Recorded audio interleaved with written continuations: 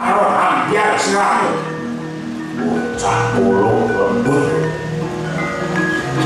wah wah rah rah wah wah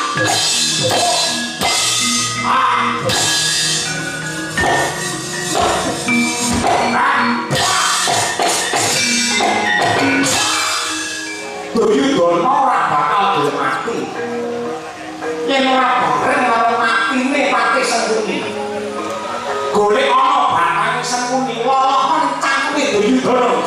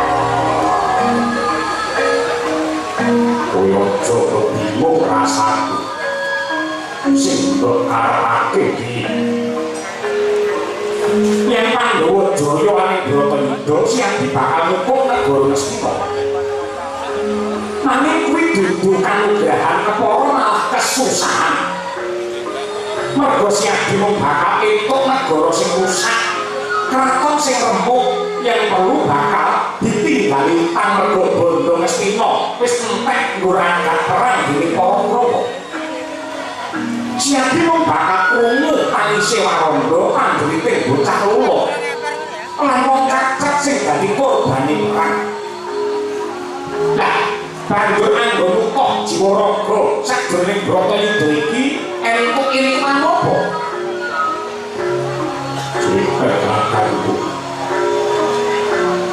Kowe ditakon apa pengen jajaki karo ati lewat Udara.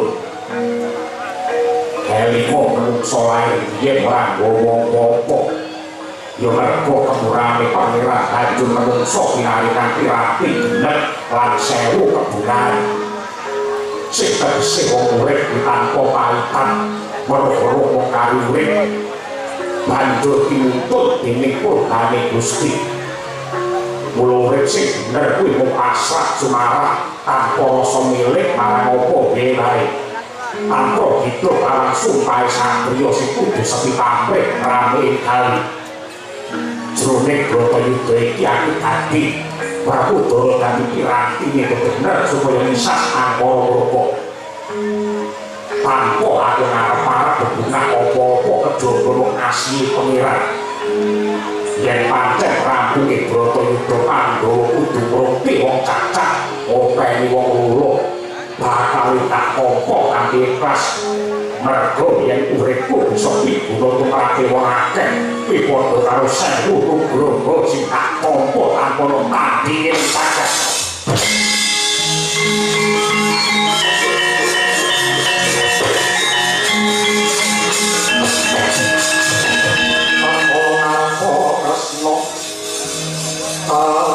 Tulus andokroy Prasiwa Caknawi Soto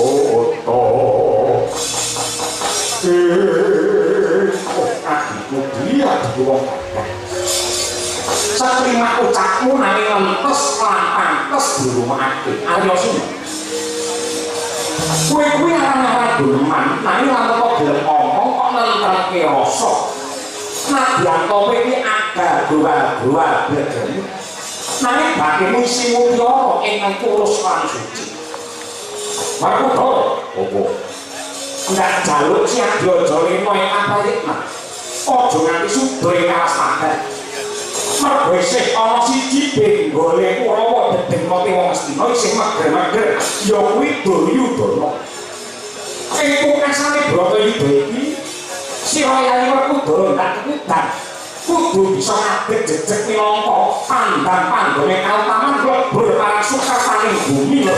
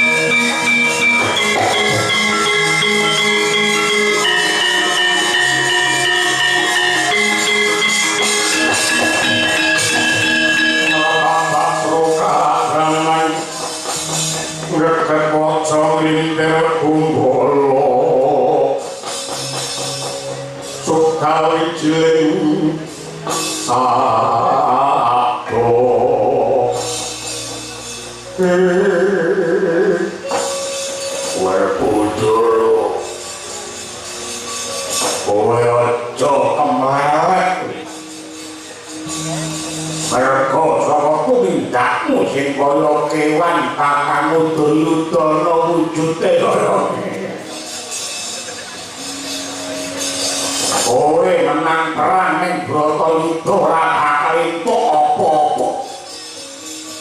Kowe bakal mung nemu negara kothong malah ora tinggal utang.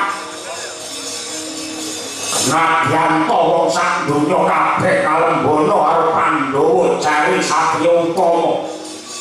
Ning kanggone Duryudana Pandhawa ki Satya sing nista. Kowe anake Kunti kali Brata. Sebab apa nek kakangmu Kuntadewa nek sabar lan uga dipundhut dadi putrane Bathara Darma. Mula jenenge Darma Putra ya Darma Kusuma. Merga oleh selingkuh mbokmu Kunti karo Bathara Darma. Kowe dadi adekmu kaya Bathara Bayu ora iso basa ora iso ndodhok. Merga wis sejatine anake Kunti anggone selingkuh karo Bathara Bayu. Mula dinutupi kowe dipek anak dadi kakang Bayu. Janaka kene napa ning gatengi kliwat ukur. Merga anggone Sesi Demang mbokmu Kunti selingkuh kelawan Bathara Kamajaya. Nah kula Sedewa kae bocah kembar pinter lan ganteng.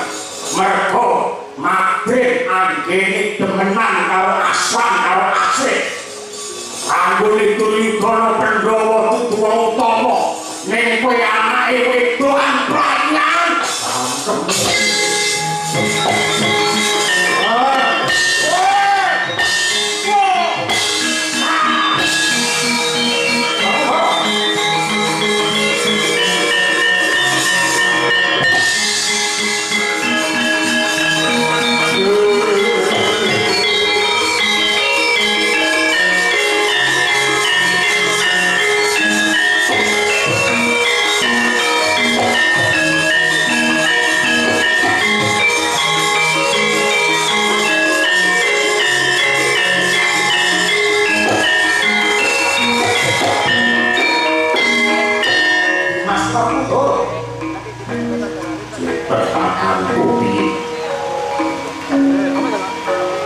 Semune Duryudana iki durung wancine mati. Kudu lho kowe karma ingkang ditandur ana ing alam padang sadawane urip. Merga Duryudana urip tansah disengker dening anungsa lan kamurkan nyebarane stampan gawe mantap kuman. Mula dene Duryudana durung bisa mati kudu agak-agak sekarang ora urip ya ora mati. Banjur dikapake mungsu elek. Duryudana ora bakal gelem mati. Yen ora bareng karo matine Pati Sengkuni. Golek ana batang Sengkuni lolohan cangkeme Duryudana.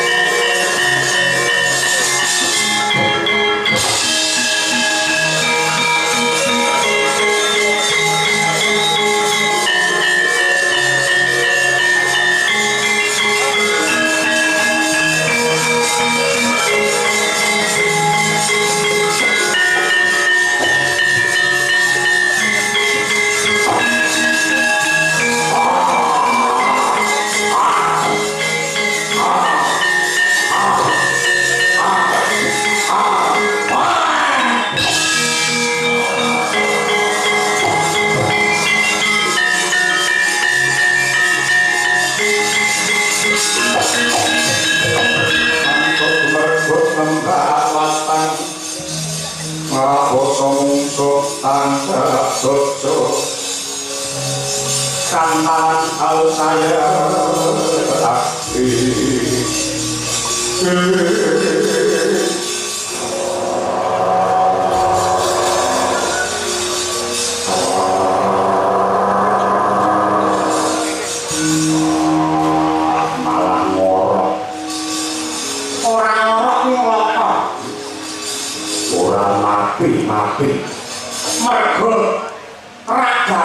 jiwane durung ikhlas lan lakon iki. Dheweke sing ngenteni tuwuh rasa sujana cuman lamun kok bojone ya kuwi Banowati mengko ndak didemeni Jalawadi.